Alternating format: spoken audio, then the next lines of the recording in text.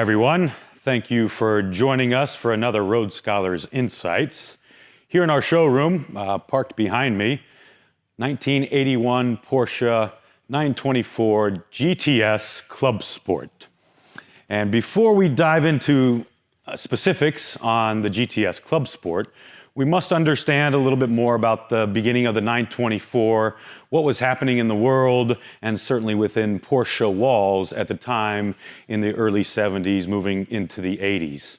The 924 was to be a joint project between Volkswagen and Porsche. And for Volkswagen, the 924 was going to be kind of their premier sports car, kind of a new thing. And for Porsche, the 924 was to represent an entry-level model into the brand, essentially substituting the 914.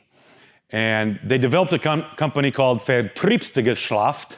We'll call it VG for ease, but the company was to sell and market the 924s. So in the early 70s, there was this big crisis, right? The oil embargo in 1973. Stricter regulations in production, and Volkswagen also goes upper management shift. And the new leaders basically don't think it's a great idea to move forward with the 924 project.